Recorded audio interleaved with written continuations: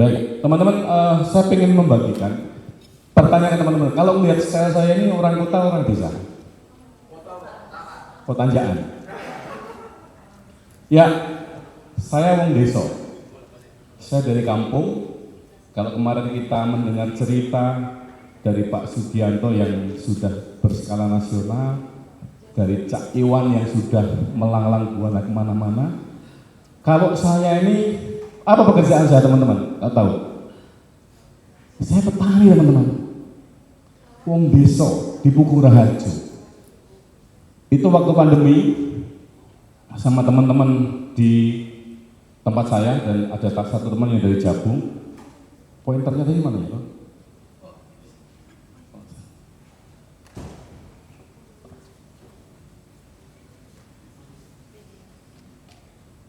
Ya, kenapa ini saya perlu kenalkan? Saya hanya pengen bicara bahwa jangan pernah terlalu minder dengan dari mana asal kita. Saya bersyukur orang desa yang diapresiasi oleh Pak Ikram dan teman-teman untuk menjadi tim ini. Saya nggak nyangka juga. Kenapa ya? Oh, mungkin butuh contoh orang desa, butuh contoh orang kampung. Jadi nama saya kalau teman-teman lihat agak aneh, Japung.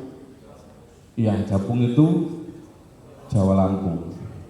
Dulu waktu SMA sekolah saya kok malu sih namanya Japung karena sering diajak teman-teman, Capung, sini Capung. Begitu. Terus ada yang aneh lagi nggak? Ada itu tempat elang-elang. Mana tempatnya? Wekambas. Nggak ada di Indonesia ini nama kampung Wekambas. Adanya apa? Hutan. Saya pikir nama saya itu aneh. Japung sudah aneh, ya.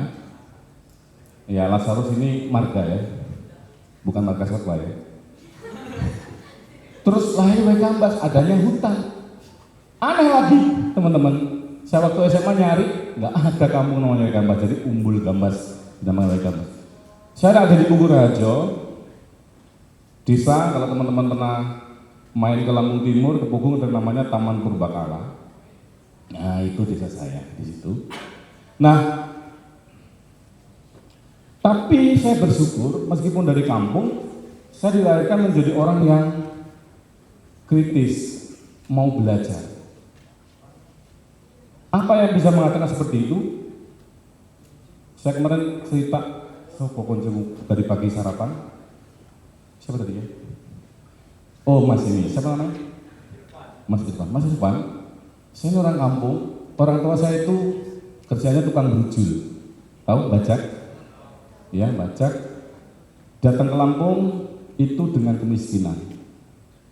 Jadi saya belajar betul tentang manajemen orang miskin, manajemen buruh. Jadi spesialisasi saya adalah karena saya kuliah di ekonomi, jadi saya lebih tajam di soal ekonomi. Tapi hari ini saya akan mengajak teman-teman saya semua di sini untuk bagaimana kita mempertajam soal design thinking lewat empati. Nah, saya ingin memperkenalkan diri. Dari tahun saya lulus SMA tahun 97. Oleh karena sejak SD orang tua bilang pokoknya kami hanya bisa menyekolahkan sampai SMA, maka saya nggak bisa nuntut. 98 bulan Maret saya diajak teman TU saya SMA dulu, yuk kerja yuk bareng aku. Apa Pak? Pokoknya kerjaan sosial, oke, gaji 50.000 per bulan.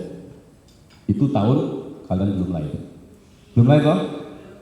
Itu 98. Nah 99 saya ketemu, diajak teman ke Pringsewu, ikut yuk ngapa main.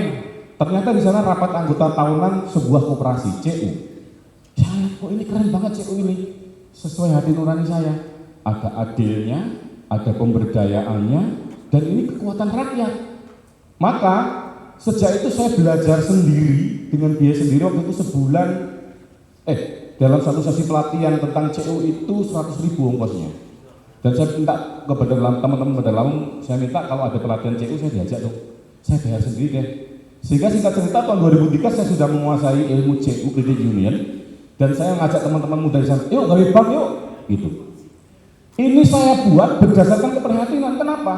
Bapak saya itu nggak bisa namanya pinjam untuk mengembangkan usaha, nggak ada namanya cerita pinjam. Karena nggak punya aset, nggak punya akses untuk pinjam.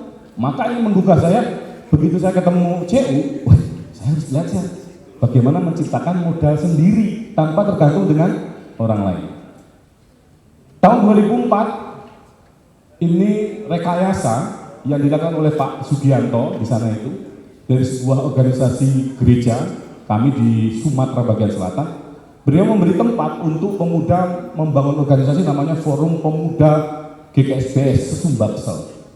Dan saya waktu itu bukan nominasi, saya perlengkapan, usung sana, usung sini dan sebagainya. Tapi nggak tahu kenapa, akhirnya saya dipanggil untuk menjadi bagian dari nominasi.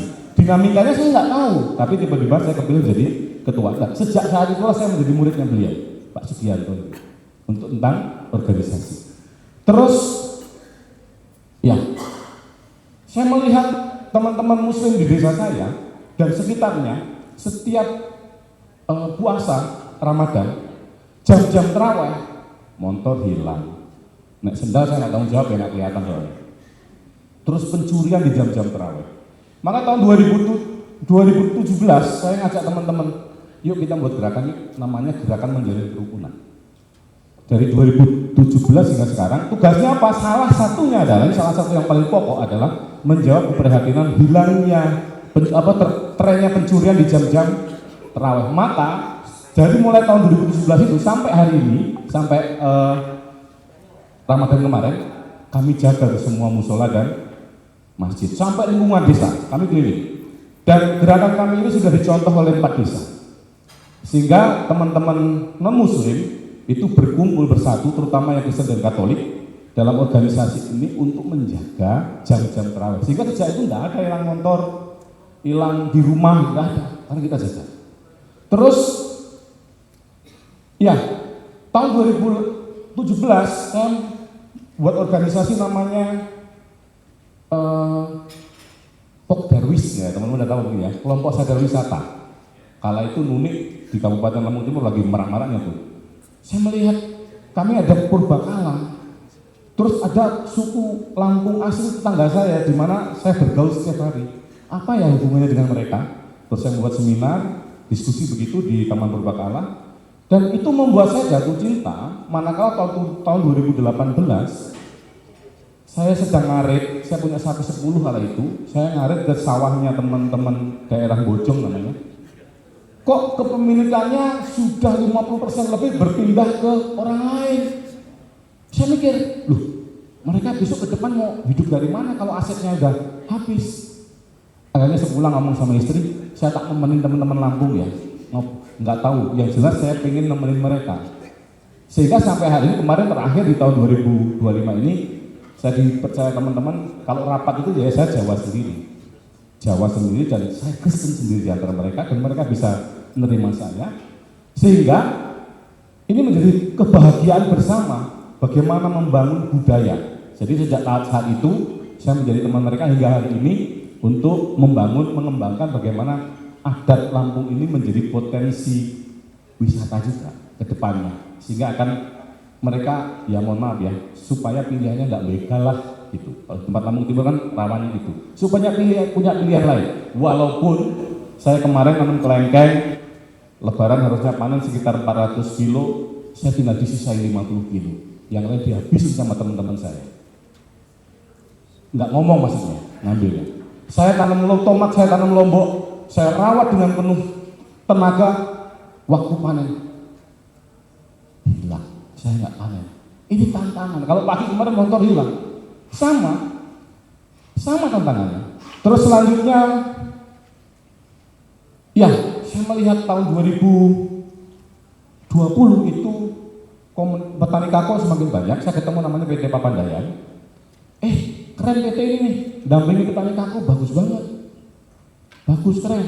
Sehingga saya undang PT Papandayan. Waktu itu saya masih manajer koperasi. Saya undang di koperasi, terus saya undang RT saya dan tetangga saya 2 orang petani kakao. Saya suruh mendengarkan presentasi PT Papandayan. Mereka senang, yuk buat kelompok yuk, tak bilang gitu. Ayo, tak kumpulin 2 kali ke rumah, akhirnya sampai hari ini terbentuk petani kakao, dan mereka sangat berkembang, antusias setiap bulan ketemu kumpul, dan pertanyaan yang menggugah saya adalah, Mas, piye ya kelompok EDW ini biar tidak stagnan? Saya kira pertanyaan keren ini kalau tidak stagnan. Akhirnya saya mulai 2024 kemarin menelusuri di mana nih belajar hilirisasi kakao, bahasanya hilirisasi ya, buat coklat di mana nih. Sehingga saat Desember kemarin saya ke Jogja, saya nyari di mana nih, biasanya Jogja ini sumber inspirasi. Ketemulah Langgeran, saya berkunjung ke Langgeran, belajar, oh mereka masyarakat punya rumah coklat.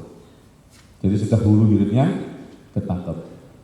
Terus ya tahun 2022 pandemi berseliweran di sana sini, orang butuh darah, sulitnya minta ampun, ada yang sampai meninggal. Saya hanya kirim WA di grup desa, saya bilang, aku kok pengen ya buat komunitas pendonor rutin. Ternyata dalam waktu sehari semalam 80 orang mendaftar. Saya juga pengen Mas, saya juga pengen. Oh, ternyata hanya butuh ada yang memulai. Sehingga sampai saat ini sudah 23 kali kami melaksanakan donor darah rutin setiap 3 bulan. Ada yang hebat lagi, sopir, kelompok komunitas sopir, setiap bulan melaksanakan donor darah. Sopir loh, bayangkan. Tiap bulan mereka sudah hampir 4 tahun ini non-stop mereka melaksanakan donor darah. Saya berharap mereka nanti tahun ini lemuri lah ya, yang 3 bulan, 4 bulan berturut-turut setiap bulan tanpa ada yang kosong mengadakan donor darah. Terus, nah ini klimaksnya teman-teman, saya tahun ini dapat banyak bonus. Apa yang kami rancangkan di desa terkait dengan ekologi dari persampahan, makanya saya pengen belajar, kami baru mulai Mas. Bingung mikirnya gimana, nah ini sudah ada yang pengalaman nih, saya bisa banyak belajar dari situ. Jadi ibu bupati kami itu, saya nggak tahu nangkep, Mas Sapung nih, aktivis dari kampung. Terus dikasih tugas buat sekolah seni dan ekologi Mas. Nah ini sedang kami bahas, kami ada tim nanti tentang sekolah seni, dan APIK ini adalah Asosiasi Petani Kakao Lampung Timur. Nanti pada tanggal 18 kami ke Jogja belajar tentang hilirisasi coklat kakao. Yang itu sebenarnya rencana kami mandiri, tapi kemarin dapat bonus. Mas yang udah nggak usah mikirin struktur, nggak usah mikirin ini. Berangkat itu bawa mobil dinas 1. Bonus lagi ini, keren. Bonusnya lagi apa? Di sekolah. Kami namanya Sekolah Kolaborasi Lampung Timur Makmur ini 2005 ini. Silakan rancang bagaimana ekologi itu masuk ke Lampung Timur melalui pendidikan dan sebagainya. Bu, saya tanya, teman saya tanya, lalu apa bargaining posisi kami kok kami suruh merancang? Loh, kan kalian punya saya, apa yang kami rancang itu menjadi milik saya untuk implementasi dengan masa. Kami senang sekali. Karena baru kali ini kami merasakan masyarakat sipil diajak mikir, tapi teman-teman tadi semua sudah melakukan kan cerita-cerita yang baik kan. Intinya teman-teman, semua yang saya lakukan ini bukan karena perintah, bukan karena disuruh, bukan karena ada tuntutan, bukan karena diberi kesempatan, tetapi semua dilakukan dimulai dari mana? Empati. Ya. Jadi design thinking itu dimulai dari empati. Memahami kebutuhan manusia sebagai target pengguna melalui empati. Design thinking dimulai dari empati. Tidak dari teknologi, tidak dari produk, tidak dari fitur, tetapi dari pola pikir kita dari sejak kemarin diajak berubah, dari kebutuhan yang kita identifikasi, dan dari empati. Apa itu empati? Teman-teman, silahkan dideskripsikan. Apa menurut Anda empati itu? Tulis dalam stick note yang ada, tempelkan pada lembar kertas kerja yang telah disediakan, lalu diskusikan dan buat kesimpulan pengertian dari empati. Silakan diskusi di kelompok masing-masing. Searching HP, AI bisa, nanti disimpulkan. Yang paling sederhana, yang Anda bisa pahami tentang apa itu empati.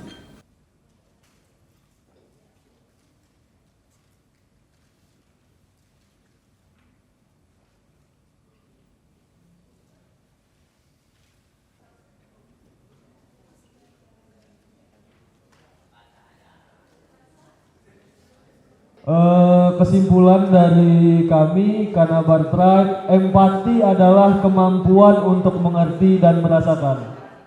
Oke, Sekian. silakan dilanjut.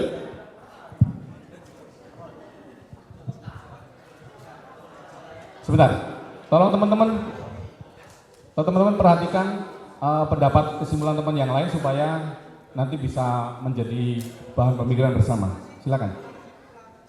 Ya, kesimpulan dari kelompok Metara yaitu empati adalah mengerti dan ikut merasakan yang orang lain rasakan. Silakan kelompok selanjutnya, mic-nya bisa digeser. Gantian dong. Yang cewek yang nyampaikan bisa nggak? Oh, bisa. Iya dong.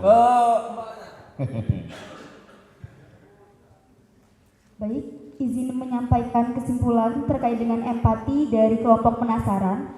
Jadi empati adalah kemampuan memahami dan merasakan perasaan orang lain dengan penuh kepedulian, kepekaan, dan rasa saling memiliki sehingga kita dapat memanusiakan manusia. Terima kasih.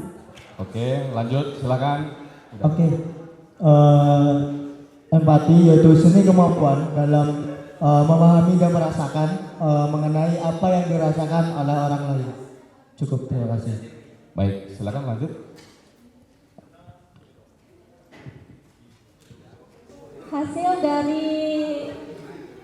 Hasil dari diskusi kelompok kami dari kelompok Damar yaitu empati merupakan sikap peduli dan memahami serta merasakan kondisi orang lain. Terima kasih. Lanjut.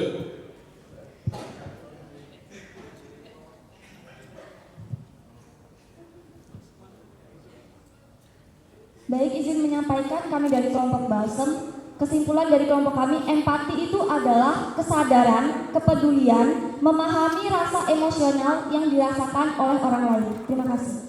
Oke, terakhir.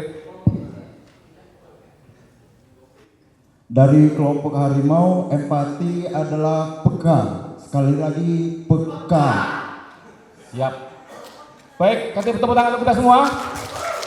Teman-teman, ini deskripsi yang kita jelaskan terhadap empati. Sekarang, temukan pengalaman konkret,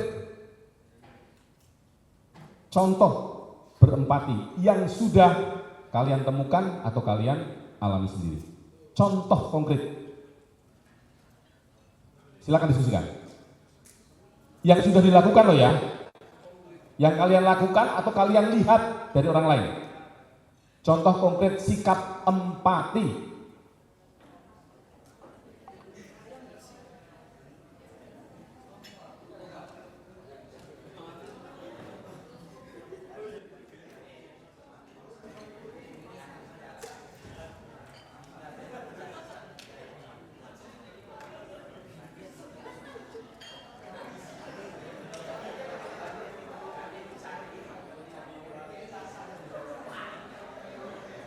Sekali lagi, konkret yang sudah kita alami.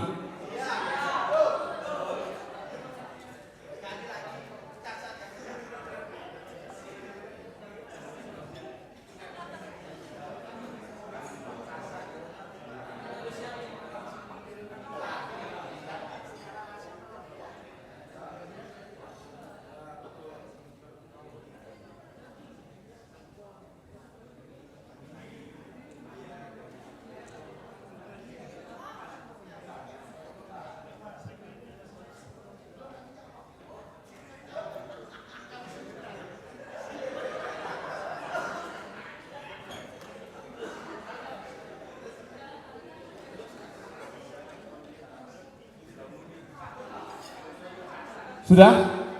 Ya, saya hanya kasih dua kesempatan dua kelompok saja yang menyampaikan contoh. Kelompok sini sama mana siap? Ujung sana, oke, siap. Jangan lama-lama. Bismillahirrahmanirrahim. Assalamualaikum warahmatullahi wabarakatuh.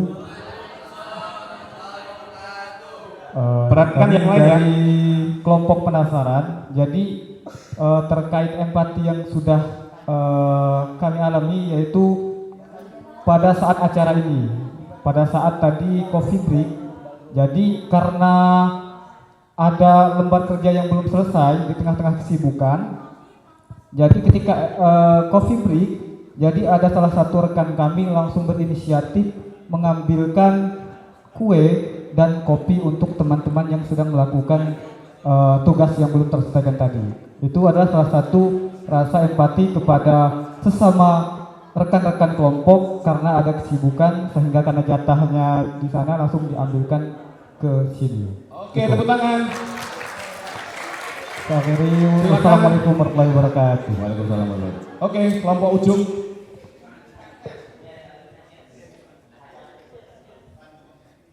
Contoh konkret dari bentuk empati kami adalah semalam jasan dari Bang Jai ini tertinggal di aula ini. Tanpa sepengetahuan dari Bang Jai sendiri, kami mencari jasan tersebut. Itulah bentuk kepekaan dari kami. Oke, tepuk tangan. Oh, ada yang pengen menceritakan pengalaman empatinya lagi. Kita kasih kesempatan. Kalau masih pengen yang lain juga nggak apa-apa ya. Tapi pendek-pendek ya, supaya silakan. Ya singkat aja, mungkin kalau dari kami ya, langkah konkret yang pernah kami lakukan bentuk empati itu karena ikut merasakan apa yang dirasakan oleh orang lain. Dalam berorganisasi tentunya kami sering kali open donasi untuk penderita kanker. Jadi itu bentuk empati kami, ikut merasakan bagaimana kondisi keluarga penderita kanker itu untuk ikut membantu. Ya, salah satunya ya open donasi yang dilaksanakan oleh organisasi Ikatan Mahasiswa Pesisir Barat itu. Menggalang dana ya. Ya. Empati ini butuh dana. Oh, kita cari. Ada yang lagi pengen nyampaikan? Kelompok sini. Empati konkret, empati pengalaman. Tapi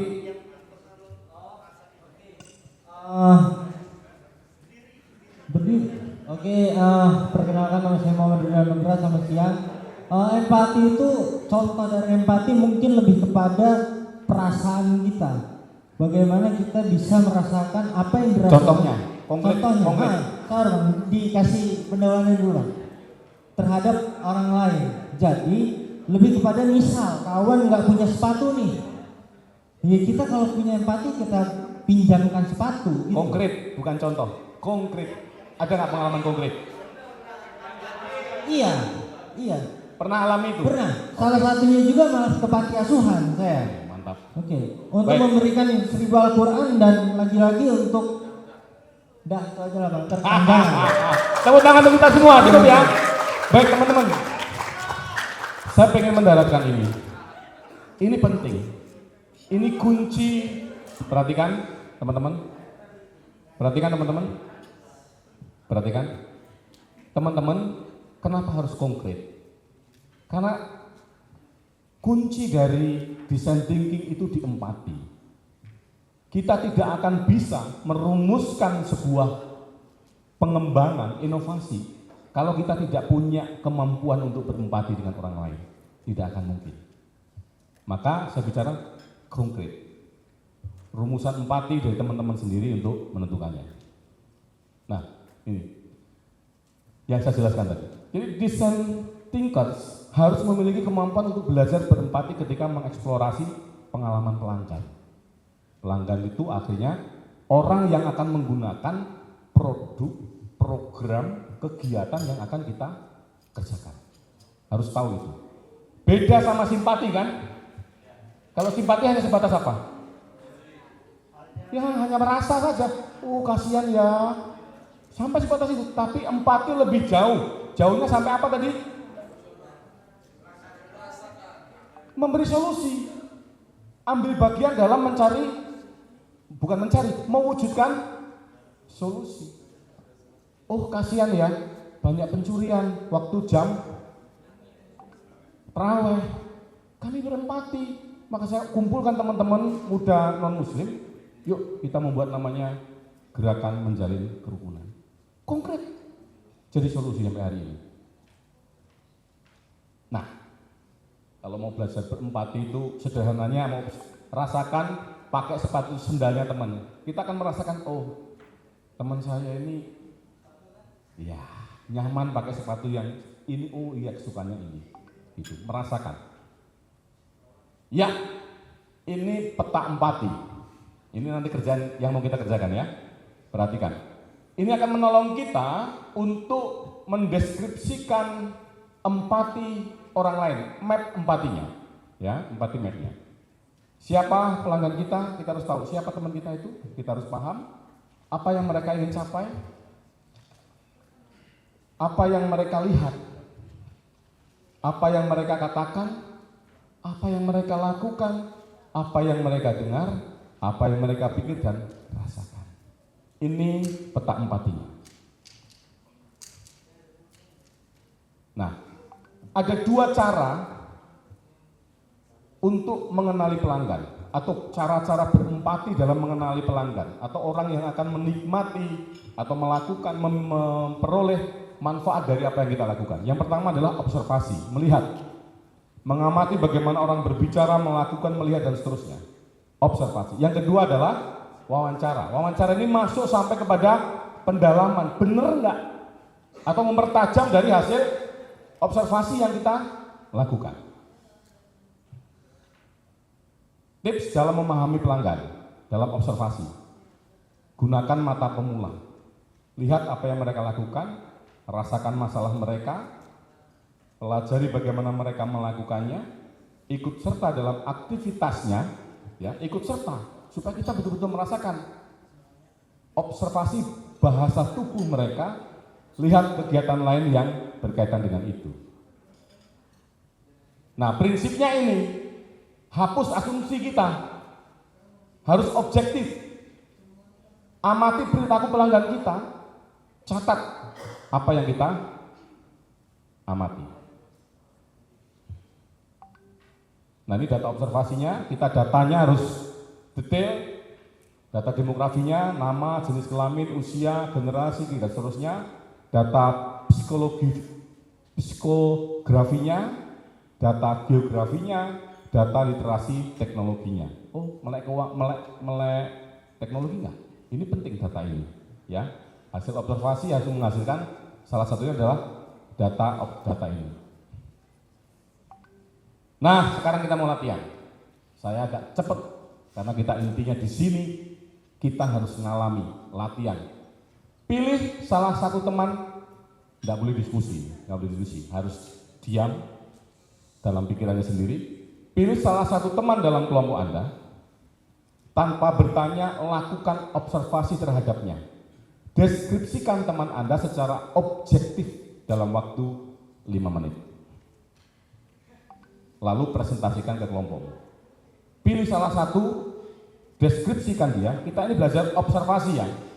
Deskripsikan dia, ya, dalam waktu 5 menit. Harus objektif. Silakan, mulai dari sekarang.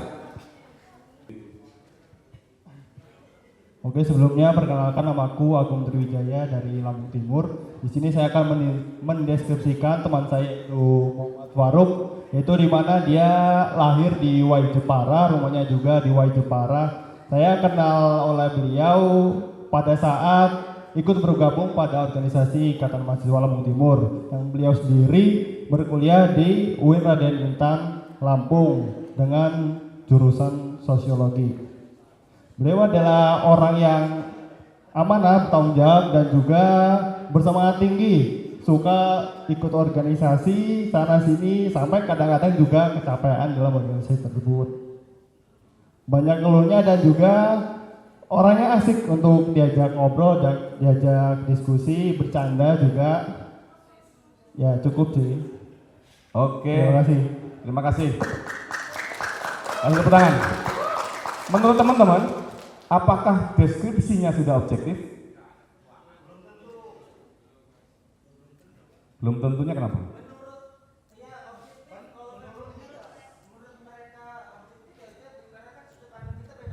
Artinya bukan berdasarkan asumsi kan? Dia melihat, memang mengalami, melihat dia memang baik, dia memang ceria, dia memang aktif, real. Oke, silakan perwakilan dari kelompok situ. Terus ketuanya rampung ya anak kalian. Gak apa-apa, biar lucu. Lanjut, yuk. Tapi nanti kalau yang lain harus siap loh ya, jangan ya. Di situ aja tuh mic-nya loh. Oke. Assalamualaikum warahmatullahi wabarakatuh.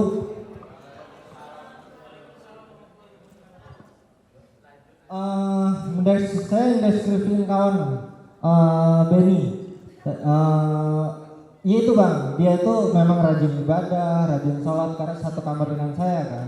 Dan kemauan tingkat dia belajar itu tinggi.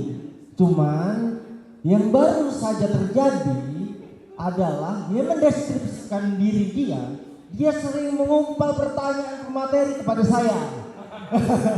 Itu bang, terima kasih. Oke.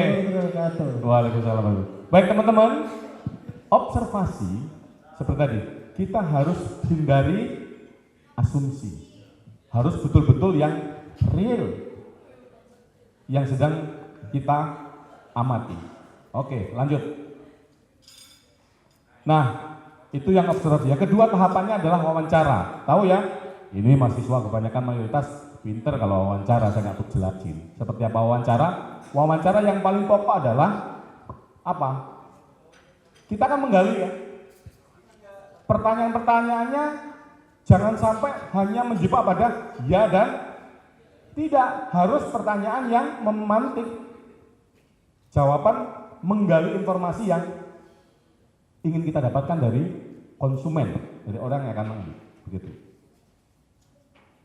Nah, sebaiknya saat kita mau melakukan inovasi, pengembangan dari kegiatan program usaha yang kita lakukan, kita harus mempersiapkan bahan untuk wawancara.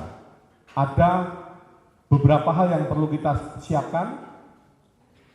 Ada daftar-daftar pertanyaan yang kita buat terlebih dahulu supaya saat kita melakukan wawancara itu tidak ada yang tertinggal.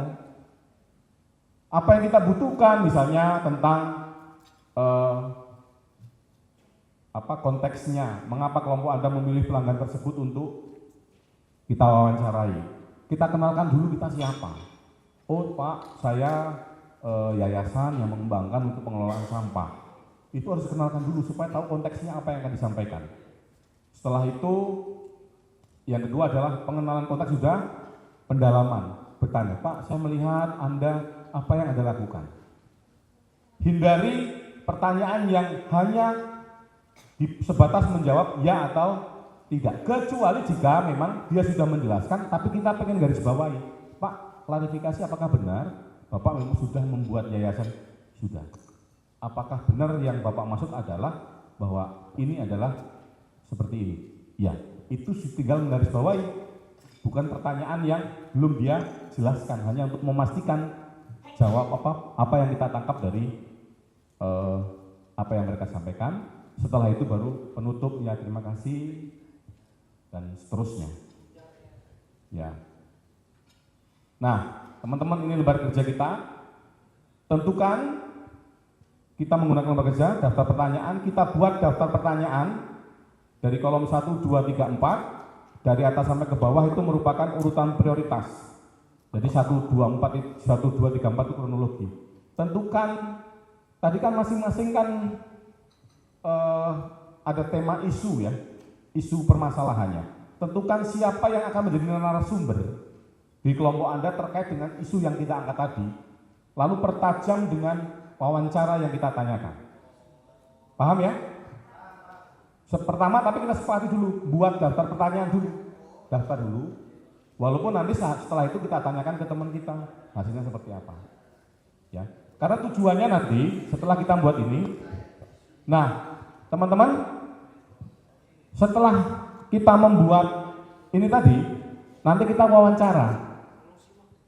Nah, wawancara ini nanti jawabannya adalah kita tulis di stick note itu, terus kita kelompokkan seperti ini, sehingga kita tahu nanti, oh apa ya yang mereka pikir dan rasakan, itu kita tahu. Sejauh ini ada pertanyaan? Ini kita belum, tapi udah ngerti apa yang mau dikerjakan? Yang penting itu, ngerti apa yang dikerjakan. Pertama buat daftar pertanyaan dulu untuk pendalaman. Yang sampah berarti narasumbernya tentang sampah apa ya? Kita itu siapa? Tadi ya, kita itu siapa? Perkenalan, ya, pengenalan konteks. Mau ngomongin apa? Setelah itu pendalaman, baru kita gali dari sumber narasumber kita, apa saja yang mau kita tanya. Enggak, itu akan memenuhi kebutuhan kita tentang informasi yang akan kita gunakan untuk berinovasi. Siap? Yuk, silakan. Enggak lama waktunya, karena kita jam 12.04 harus selesai.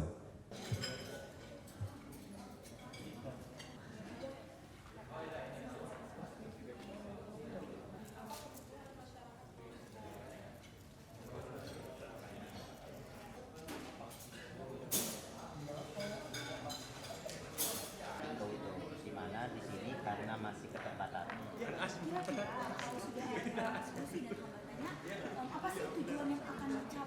Oke, baik. Kari Daldi. Jadi kami di sini dari tim Tanggamus dan Pesisir Barat ingin mewawancarai terkait potensi wisata di Pulau Pisang. Karena sebelumnya kami mengangkat masalah banyak pemuda-pemuda atau anak-anak muda yang terdidik, yang sudah berkesempatan untuk belajar di perguruan tinggi itu tidak mau balik ke desa.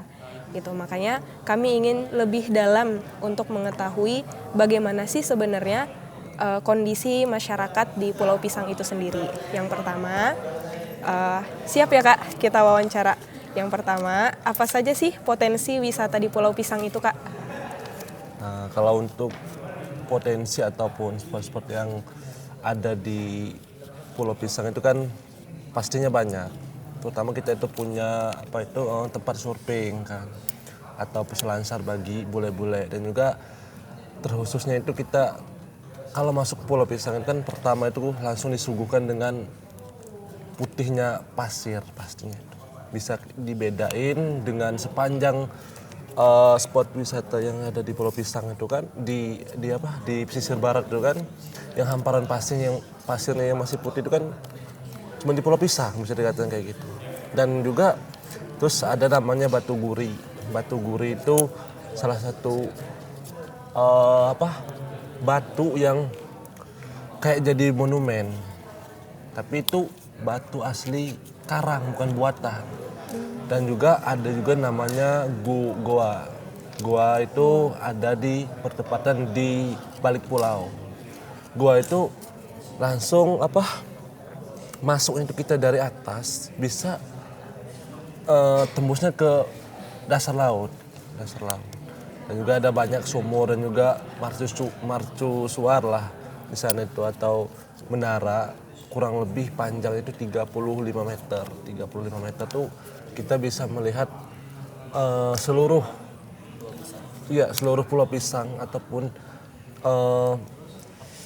dari ketinggian itu kita bisa melihat di sekeliling ataupun apa yang ada di Pulau Pisang. Berarti memang sebenarnya banyak ya tempat-tempat wisata di Pulau Pisang itu sendiri. Banyak, karena juga di situ kan salah satu tempatnya bule-bule ataupun lokal-lokal yang biasanya itu berketepatan di tahun baru dan juga hari-hari libur lainnya. Nah, dan juga masuk untuk ke Pulau Pisang itu kan ya nggak terlalu mahal dan juga nggak repot. Maksudnya nggak repot itu kita cuma butuh akses yang dari Kuala Stabas ataupun dari Tembaka, kita cuma melewati satu perahu lah gitu. Dan untuk tiket masuk juga nggak begitu mahal, cuma 5-10 ribu per orang. 5-10 ribu untuk tiket masuk ke Pulau Pisang ya? Iya. Kalau untuk perahunya Kak, berapa harganya? Nah, kalau untuk kita itu di jalur Kuala Stabas itu kita biasanya itu untuk lokal ataupun umum itu 30.000 per orang. Itu 30.000 sekali jalan dari Krui ke Pulau Pisang itu 30.000. Nah, beda halnya kalau ketika kita itu nyater atau sewa perahu. Kalau sistem sewa perahu di sana itu kan tidak menentukan seberapa banyaknya orang. Yang pasti masyarakat sana itu menghitung dari skala bensin ataupun biaya yang harus dikeluarkan itu perlu. Misalkan mau berdua nih ataupun bertiga sama kawan-kawan yang lainnya, itu tetap diestimasikan dengan biaya bensin pastinya. Jadi jangan dia dilihat walaupun hanya 2 orang, 1 orang, yang intinya kalau dia sewa itu pasti berbeda. Dan juga sewa juga, ya namanya sewa kan, sebasing kita mau berangkatnya kapan, mau baliknya kapan, mau kita tidur-tidur ataupun selonjoran kan seserah kita sendiri. Ya. Berapa untuk nyeter perahu itu biasanya? Kalau untuk sewa perahu itu biasanya kurang lebih kurang dari 900-800 ribu. Dari objek yang kita wawancarai, dari usaha yang dia lakukan, dari apa yang dia terima dapatkan. Yang kedua, pengalaman negatifnya apa? Pengalaman negatifnya apa? Setelah itu, apa keinginan yang ingin dicapai, kebutuhan yang ingin didapatkan dari si pelanggan itu? Bisa dipahami? Saya? Oke, dikelompokkan menjadi 3 ini. Apa pengalaman positifnya? Apa pengalaman negatifnya? Apa kebutuhan atau yang ingin dicapai? Hasil wawancara dikelompokkan dalam 3 itu ya.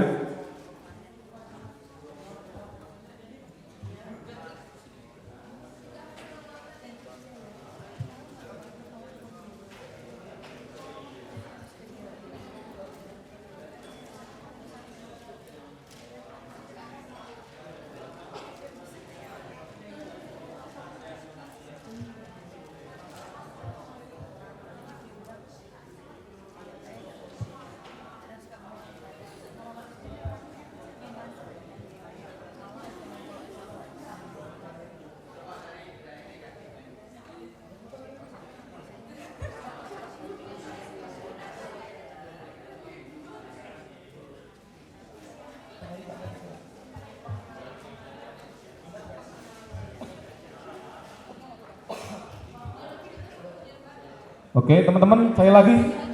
Jadi gini, saya mohon maaf ada apa yang tidak connect dengan apa yang saya sampaikan. Saya mohon maaf. Jadi begini, tadi kita wawancara kepada pelaku usaha ya.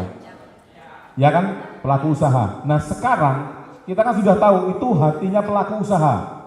Dari apa yang kita tema per kelompok. Setelah itu sekarang yang ditanya adalah konsumennya. Sorry, saya yang salah. Konsumennya. Jadi yang ditanya tadi gantian nanya.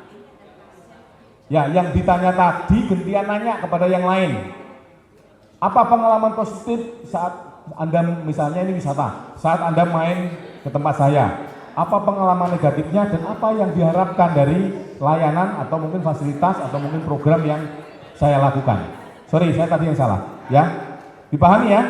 Tadi kita tanya kepada produsennya, kepada subjek pelaku usahanya. Sekarang kita bertanya kepada pelanggannya. Kita yang ditanya tadi mau melakukan inovasi berdasarkan apa yang dirasakan oleh pelanggan. Paham ya? Ya, terima kasih sudah paham.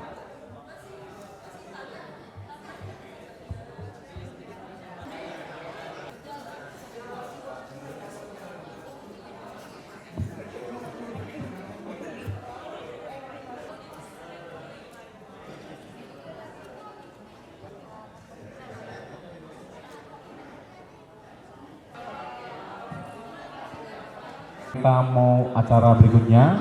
Jadi saya selama membawakan materi, kalau ada yang kurang berkenan mohon maaf.